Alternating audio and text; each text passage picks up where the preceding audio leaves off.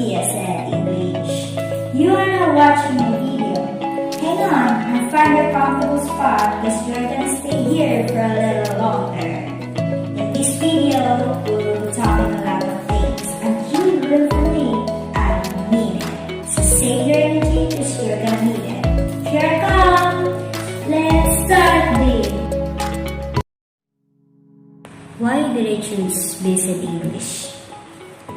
Well, I think of it sometime, and this question really keeps playing in my mind. But that was my first impression at all, because for me, I had this question in my mind that do I really want to do this, or do I really want to pursue this course? Well, that's what I think when I am just in the middle of choosing what I want to do or what I really need to do in order for things to be done. But as I go on with this journey, choosing this course, particularly the BSN English, well, not for long that I realized that teaching is really a noble and fulfilling profession. It is something like a legacy that I can give to students. I want to teach children. I want to help children learn many things and to be able to read and write. Aside from being a full-time teacher that receives salary from the government and it is a stable job until retirement, I want to help others by imparting what I learned from my course, because children suffer from things that they shouldn't experience in such a young age, and it is very sad to witness such happening in which I can be of help. They are supposed to go to school, learning, playing with peers, and then explore, but what happens is that our children don't have any desire to go to school after all, because they think that education is not important at all. I want them to realize that they are wrong. I want them to know that education is the only weapon that can change the world. On the contrary, maybe those children are unlucky to get an opportunity to go to regular classes or school, but no matter what it is, I want to be part of education campaign in which it empowers children to go to school and learn many things. I want children to realize that education is really important to make a change, to change themselves and to change their status in life. Moreover, I don't want to be just teaching facts and figures, but I also want them to learn knowledge which can be applied in real life situations. I want to be part of their success. I want to be part of their progress. Young people are really important to the nation because they are the future and change. Thus, teaching them what they need to have and learn, teaching them to be a good citizen, and teaching them the most relevant content in which they can use in the outside the campus are all part of teacher's job, and I want to be part of that. Making learning effective and internalization is what our children are hoping to receive, and if I have this opportunity to help them will be a both privilege and an honor, because I believe that we don't have to be so high just to excel. We can rise and excel by empowering others. For the next part of this video, we'll talk about words. Wait, words? Well, I meant for the words with PH sounds. It's often hard to hear sounds. Wanna know? Stick around here to know what it is. Prepare to see when you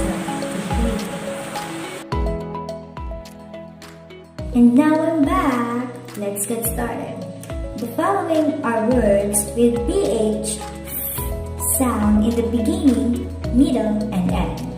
Do you want to know what are these words? Hang on, because I'm about to start. So here are the words with PH sound in the beginning. Phagophobia, phagophobia, phallocentric, phallocentric, phantasmagoric, phantasmagoric, pharmacognostic, pharmacognostic, pharmacokinetic, pharmacokinetic. The following are words with PH sounds in the middle: orphan, orphan, hemophilia, hemophilia, grapheme, grapheme, diaphone, diaphone, blasphemer, blasphemer. These are the words with PH sounds in the end: lymph, lymph, morph, morph, in the lymph, in the lymph, monograph, monograph, xylograph, xylograph. Do you know that TH has two sounds? Well, there is soft TH in the buzz TH. To make the soft TH sound, you have to put your tongue between your teeth, bite down gently, then exhale like this. Take these words as an example. I have words here with soft TH sounds in the beginning, middle, and end. Let's have first the words with soft TH sound in the beginning: thief, thief, thing, thing, thorn, thorn, thing, thing, thumb, thumb. Now it's time for soft TH sound in the middle: birthday, birthday, earthquake, earthquake, toothbrush, toothbrush, toothpaste, toothpaste, toothpick, toothpick. Here are the words with soft TH sound in the end: bat, bat, moth, moth, path, path, cloth, cloth, birth, birth. So much for the soft TH sound. Let's have now hard TH sound, or the buzz TH. In order to make hard TH sound, you have to place your tongue behind your top front teeth. When you make that sound, notice that your vocal cords vibrate. Let's practice the hard TH sound. Take these words as an example. Let's have first the words with hard TH sound in the beginning: though, though, those, those, then, therefore, therefore, that, that. Now it's time for the words with hard TH sound in the middle: weather, weather, leather, leather, mother, mother, feather, feather, leather, leather. Take these words as an example for hard TH sound in the end: sieve, sieve, scathe, scathe, hath, hath, loath, loath, lathe, lathe. For the next part of this video, we will know about stressing of syllables. This part shows the way in which the meaning of a word can change if you stress a different syllable. As a noun, the stress is on the first syllable, and as a verb, the stress is on the second syllable. Take the following words with sentences as an example. First example: project. As a noun, Dan and Bruno are both working for the research project. Project as a verb. The rural personage sought advice on how to project a more positive image on his land. Second example, export as a noun. Coconut oil is a major export of Philippines. Export as a verb. Philippines export fruits and sugar. Third example, present as a noun. He gave her the painting as a Christmas present. Present as a verb. They present the data needed to complete the transaction. Fourth example, object as a noun. Furnitures and sculptures are objects that can be found in the museum. Object as a verb. Many farmers object the plan of selling the farming land to the businessman. Fifth example, record as a noun. Alice has an appalling record for dishonesty. Record as a verb. Julie's job is to record how the student council vote on major issues.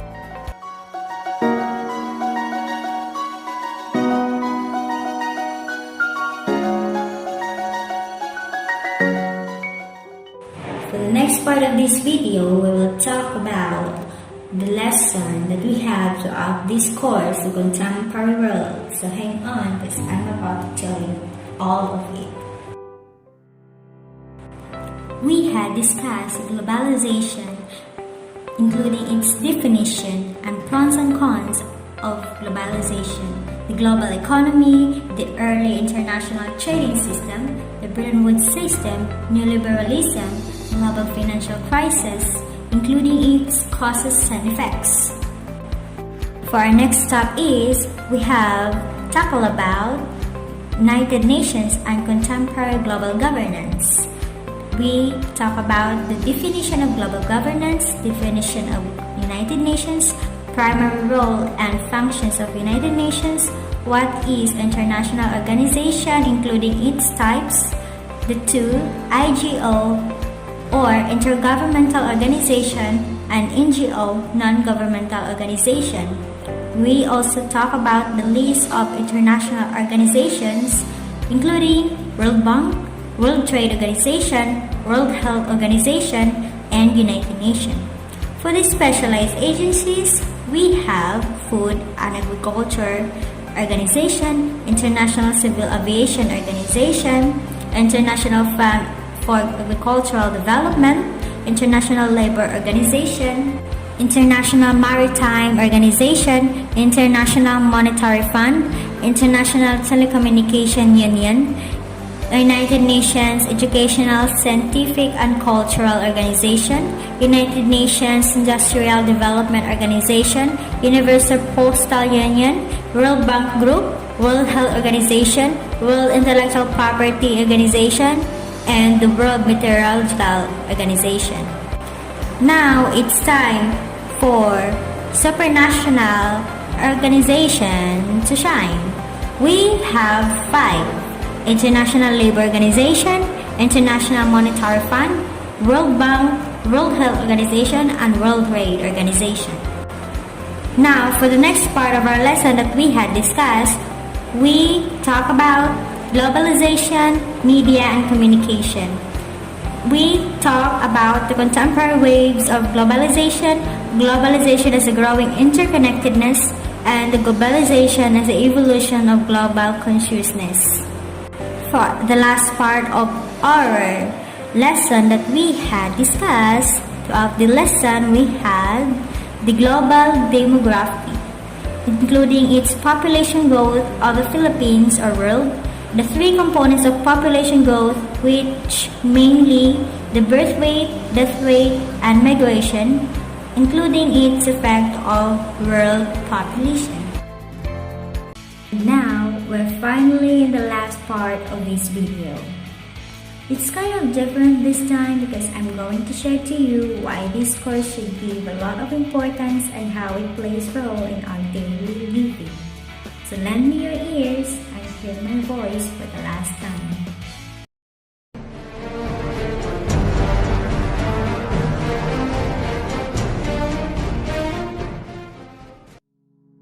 Contemporary World subject aims to help learners understand the themes, concepts, and issues around them.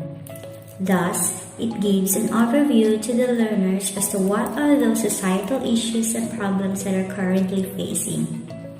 This helps the learners to become interested with the present issues in our society today. So for those who are not interested, good thing that we have this subject that design a curriculum in which students can possibly like studying this by engaging themselves and allowing themselves to visualize actual happenings. In addition, it allows the learners to engage into such activity wherein they may get a better point of view. This subject is quite interesting because it doesn't only teach facts and figures, but it teaches knowledge and concepts for a lifetime, meaning it helps learners to develop their own perspectives on using what they learn in the larger context and in the real world. In addition, the competencies of this subject are truly relating to real-life experiences, in which students can relate and can construct their own knowledge, since it deals with society and interaction of people in different fields to bring innovation to the world. Instead of receiving information passively from the teacher, the students are allowed to engage and participate in order to actively construct meaning from their previous experiences, in which it can make the learning interesting. To add, this is an opportunity for the student to develop the power of thoughts and skills, given that they are, or we are, entering a fast-paced, ever-changing, globally connected world. Furthermore, this subject is an eye-opener to the young people to be interested with what are the happenings or what are the issues we are facing, because as I've noticed, children nowadays are no longer putting attention in their surroundings. Instead, they are busy keeping on updates on Facebook, Twitter, or Instagram. And it is really hard to see, and it is really sad to see that our children having no intention in studying on what our society is doing. They are supposed to be the future of nation, but without even having such attention of the contemporary world, how can they be? Fortunately, this subject opens the eyes of everybody that our life isn't only evolved in social media or personal relationships, but also to become knowledgeable with having enough knowledge about the contemporary world, which is currently facing unsolved issues until now. So with being able to understand this subject in which they have now knowledge and explore many things not just in the classroom, but also having views in the social context. In fact, this helps learners to become enlightened and intelligent citizens. Thanks to the new trends in education, young learners today know the responsibilities and roles that they need to play in our society and making the world a better place in the next generation and in their time. Educating young learners with the contemporary world is a legacy. So good thing we have this contemporary world subject, in which it helps us to see visions, knowledge, and ideas in handling issues or solving issues in the society.